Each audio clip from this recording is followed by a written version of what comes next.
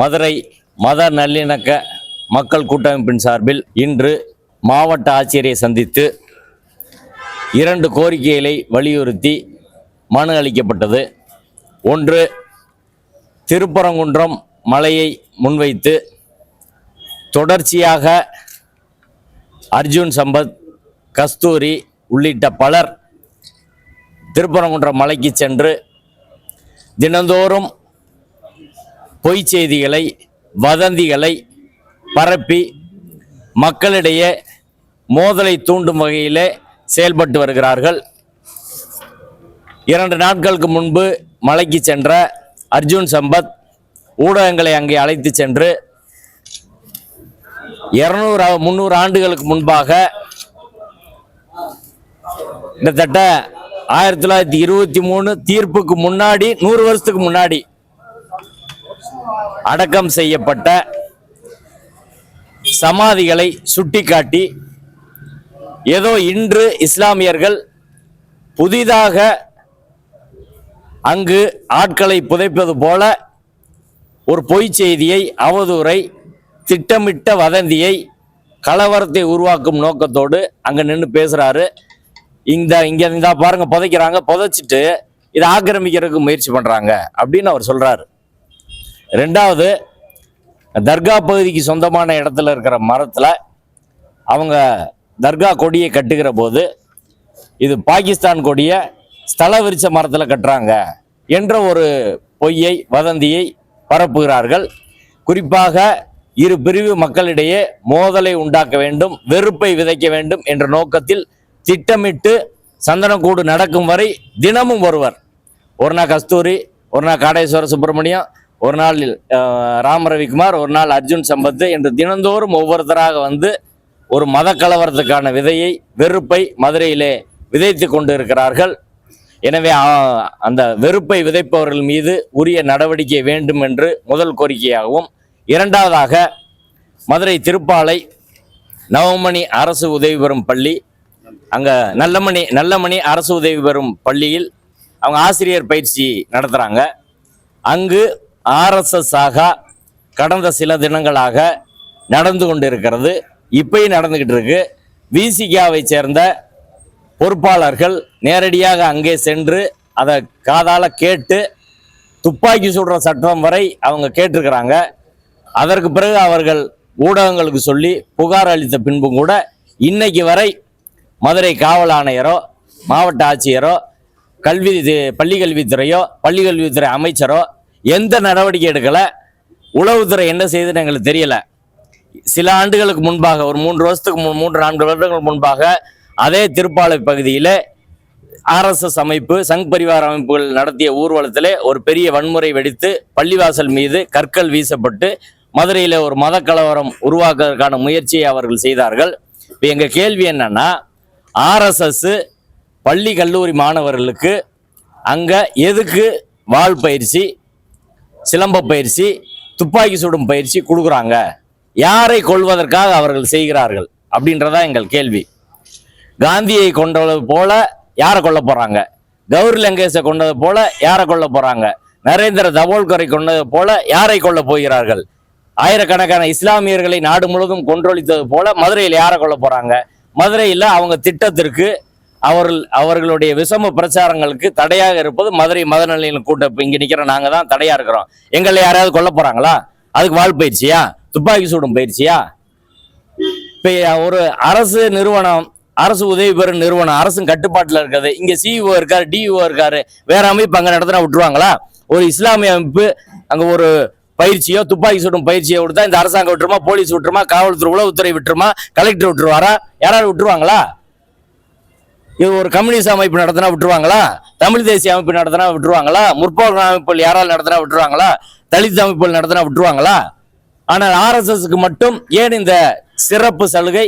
Police பாதுகாப்போடு நடக்குதுங்க. Police பாதுகாப்போட government ஸ்கூல்ல அவங்க சாகா நடத்துறாங்க, துப்பாக்கி சுடும் பயிற்சி பள்ளி மாணவர்கள் கொடுக்குறாங்க. யாரை சுட போறாங்க?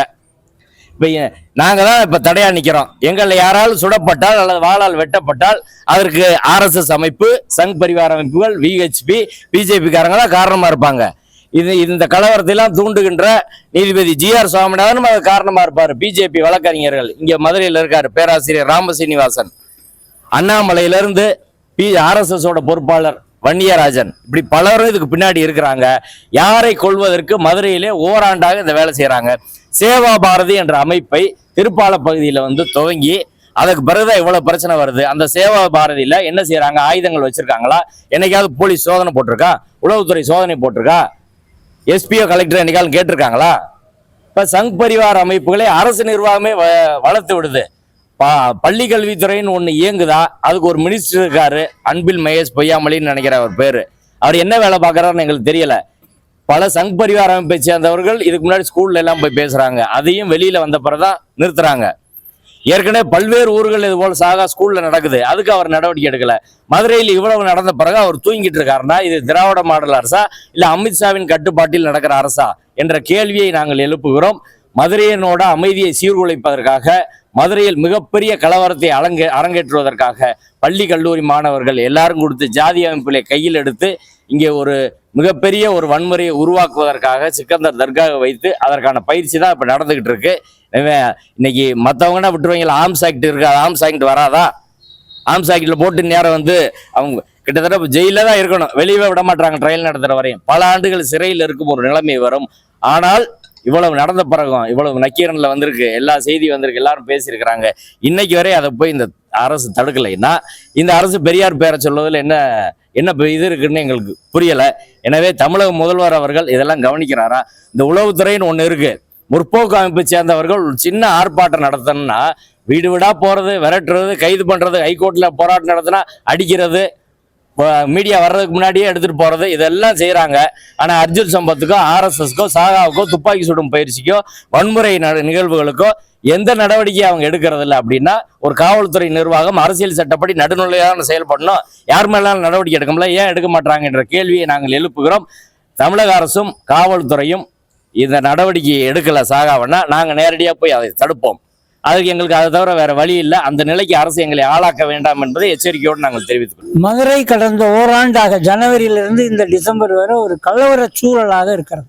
மீண்டும் மீண்டும் முருகன் மாநாடு, தைப்பூசம், கார்த்திகை தீபம் அங்கே ஏற்றுறதா இங்கே ஏற்றுறதா, இதற்கு நீதிமன்றம் உத்தரவு போடுறது, இதையெல்லாம் தாண்டி இப்போ இஸ்லாமியர்களுடைய சந்தனக்கூடு கடந்த 21ஆம் தேதியிலிருந்து ஜனவரி 6ஆம் தேதி சந்தனக்கூடு விழா நடைபெற இருக்கிறது.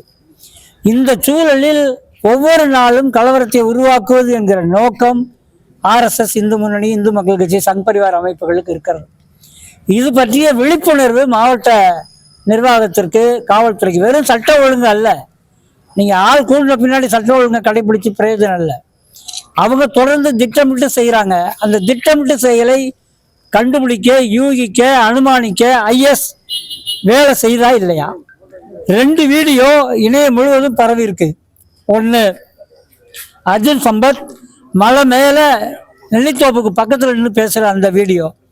இன்னொரு வீடியோ திருப்பாலையில் RSS சாகா நடப்பதை விடுதலை சிறுத்தைகள் நேரடியாக போய் பேசுகிறாங்க. காவல்துறைக்கும் அவங்களுக்கும் வாக்குவாதம். இந்த 2 வீடியோவும் எல்லார் கண்ணுக்கும் படுது.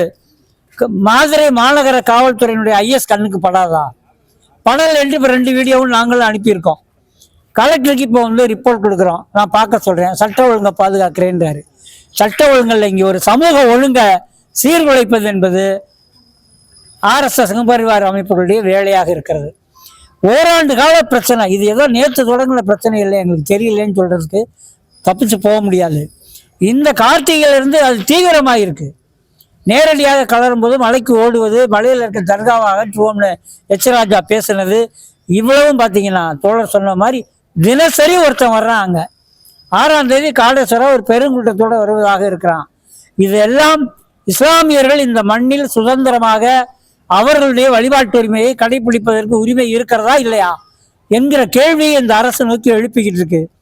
நிச்சயமாக அப்படி அவர்கள் வருவார்களே ஆனால் நாங்கள் இஸ்லாமிய சொந்தங்களோடு நிற்போம், அவர்களுக்கு துணையாக, பாதுகாப்பாக, தோழமையாக நிற்போம் என்பதை இதன் மூலமாக நாங்கள் பதிவு செய்கிறோம்.